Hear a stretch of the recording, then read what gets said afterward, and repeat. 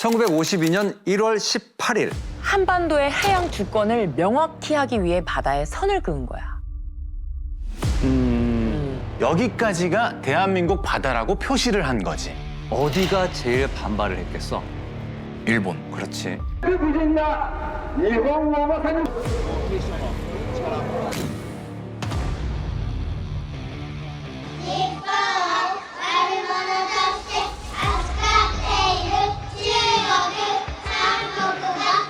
독도를 두고 수십 년째 이어지고 있는 일본과의 전쟁. 일본의 억지 주장과 허위 선전물은 날이 갈수록 심각해지고 있는데요. いつか行ってみたいな。あなたたちの時代にはきっと行けるようになってるわね。 도쿄올림픽 공식 홈페이지 속 일본 지도입니다. 시마네현 오키섬 주변을 확대하니 희미하게 섬 모양이 눈에 들어옵니다. 독도입니다. 점점 커져가는 독도를 향한 일본의 욕망. 일본은 도대체 왜 자꾸만 독도를 차지하려고 하는 걸까요? 이대로 독도를 일본에게 뺏긴다면 어떤 일이 일어나게 될까요?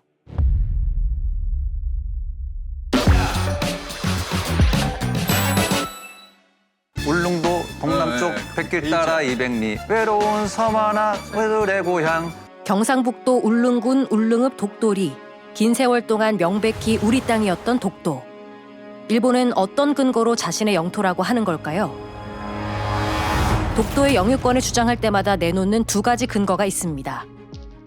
먼저 러일 전쟁이 한창이던 1905년. 일본은 동해에서 러시아를 감시하기 좋은 독도에 관심을 가지기 시작하고 1905년 2월 22일 시마네현 고시 제40호를 통해 주인 없는 땅인 독도를 일본 시마네현으로 편입했다며 불법적으로 빼앗아 고시했죠. 바로 이 문서가 일본의 첫 번째 근거인데요. 이후 2차 세계대전에서 패배한 일본은 1951년 9월 8일 샌프란시스코 강화조약을 맺습니다. 그리고 여기서 두 번째 근거를 찾는데요. 바로 제2장 제2조 A조항. 일본은 자신들이 포기한 영토에 독도의 이름이 없다는 점을 근거로 내세우는 거죠. 즉 1905년 주인 없는 독도를 자신들의 영토로 편입했고 1951년 샌프란시스코 조약에서 독도를 포기하지 않았기 때문에 여전히 자신의 영토라고 주장하는 것이죠. 이렇게 근거까지 내세우며 일본이 독도를 빼앗으려는 것은 작은 바위섬처럼 보이지만 독도가 생태계적, 경제적, 군사적으로 여러 가치를 가지고 있기 때문입니다. 독도는 동해 한가운데 있어 국가 안보에 중요한 역할을 하는 것은 물론 다양한 지질 경관을 볼 수 있는 소중한 자연유산인데다 황금어장으로 불릴 정도로 수산물 생산이 좋아 독도의 경제적 가치는 매해 증가하고 있죠. 이렇게 소중한 독도를 또다시 일본에게 빼앗긴다면 어떤 일이 벌어질까요? 우선 독도가 일본 손에 넘어가면 우리나라 면적의 60%를 웃도는 해양 영토를 그대로 내어줘야 합니다. 독도 주변 해역엔 메탄 하이드레이트라는 해양 자원이 묻혀 있다고 하는데요. 현재 추정되는 매장량만 약 6억 톤. 이 매장량이 모두 개발되면 약 200조 원에서 300조 원에 이르는 엄청난 경제 효과를 얻을 수 있습니다. 이외에도 많은 광물 자원이 독도 인근에 매장되어 있을 확률이 높은데요. 이런 차세대 에너지원을 일본에 뺏기면 우리나라는 경제적으로 성장할 기회를 놓치게 되는 것이죠. 그리고 우리나라 안보에도 큰 위협이 될 수 있습니다. 동해 한가운데 높은 등대와 같은 독도는 중요한 전략적 요충지인데요. 현재 정부는 고성능 방공 레이더 기지를 구축해 관리하고 있을 정도죠. 그런데 독도가 일본 땅이 되면 독도를 통해 얻었던 안보에 필요한 군사 정보를 얻지 못하게 됩니다. 또 한반도 영해와 영공이 줄어들어 우리 군의 활동 영역 역시 줄어들게 되는 겁니다. 마지막으로 독도 인근에서만 연간 1억 원의 수익을 내는 수산업도 더 이상 할 수 없게 되는데요. 현재 독도 인근 해역은 1998년 신한일 어업협정으로 한일 양국 모두의 어업 활동이 가능합니다. 그런데 독도를 일본에 뺏기면 새 어업협정이 맺어져 우리나라 어민들의 활동이 제한될 가능성이 높습니다. 이외에도 독도의 해양과학적 가치와 천연기념물로서의 관광산업 역시 일본에 고스란히 내줘야 하는데요. 또 화가 나고 그러네요. 하지만 순순히 넘겨줄 순 없죠. 지피지기면 백전백승. 우리가 독도를 지켜내기 위해선 일본의 계획이 뭔지 살펴볼 필요가 있습니다.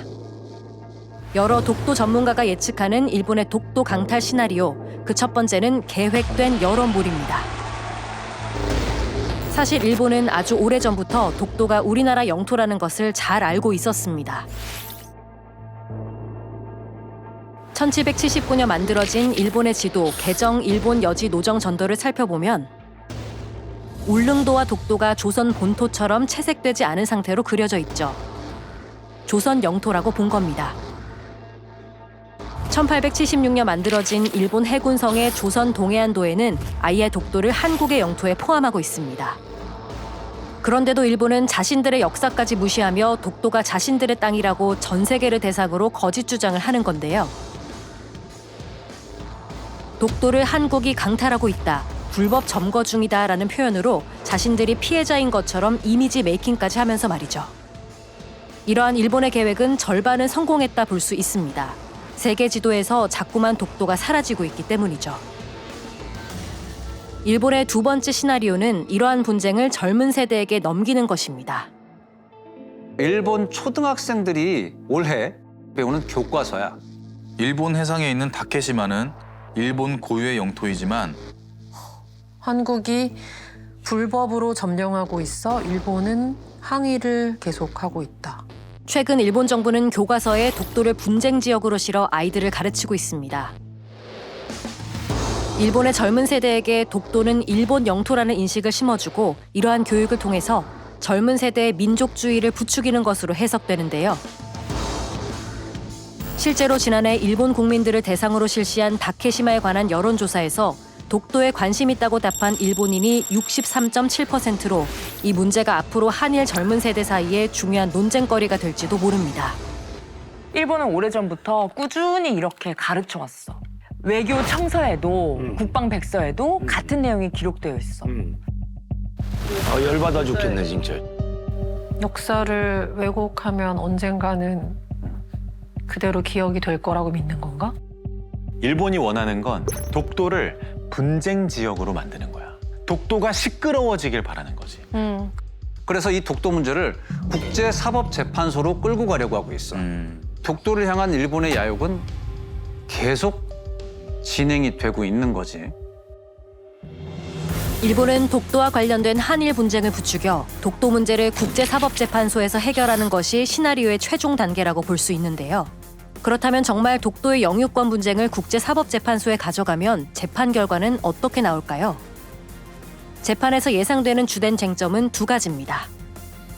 첫째, 누가 먼저 독도를 점령했는지. 둘째, 현재 어떤 국가가 독도를 실효 지배하고 있는지.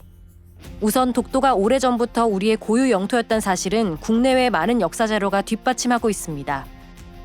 주인은 언제나 우리였죠. 국제사법재판소가 영유권 분쟁에서 중요하게 보는 다른 쟁점은 실효 지배 부분인데요. 실제로 싱가포르와 말레이시아 사이에서 벌어진 페드라 브랑카 섬 소송에서 싱가포르가 해당 섬을 오랫동안 실효 지배했다는 점을 토대로 싱가포르 영토로 인정한 사례가 있습니다. 현재 우리나라 정부는 독도를 군인이 아닌 경찰이 지키게 하면서 영토 분쟁 지역이 아닌 우리 고유 영토로 인식하고 있음을 분명히 하고 있는데요. 이는 우리가 독도를 실효 지배하고 있는 것을 보여주는 지점이죠. 게다가 국제사법재판소의 제소는 양국의 합의 사안이라 우리의 승인 없이 독도 영유권 문제가 재판으로 갈 확률은 제로에 가깝습니다. 독도를 국제사법재판소에 회부하자는 일본 정부의 제한 계획 등은 일고의 가치도 없음을 분명히 한다. 2차 세계대전에서 패망한 뒤에도 독도에 대한 미련을 버리지 못했어. 독도가 우리 땅이라는 명백한 근거와 영유권 분쟁에 대한 희박한 확률에도 일본은 자신들의 주장을 전혀 굽히지 않고 있습니다. 거짓된 정보를 학습한 AI 챗봇에선 독도가 일본 땅이라는 엉뚱한 답변이 나오고 있죠. 우리에겐 너무나 당연한 사실이 세계인들에겐 그저 양국 간의 의견 차이로 받아들여지고 있는 걸까요? 우리 땅이 맞아. 네. 삼국시대 때부터 쭉 우리 땅 맞다고. 우리나라 최동단. 2024년 새해 첫 해가 가장 먼저 떠오른 자랑스러운 우리 땅 독도. 1945년 광복 이후 일본에 되찾은 독도를 또다시 빼앗기지 않으려면 끈질긴 일본의 욕심만큼이나 우리 국민들의 독도 사랑이 어느 때보다도 필요한 순간입니다. 꼬마카세가 마련한 그날의 이야기. 오늘 당신의 생각은 어떠셨나요?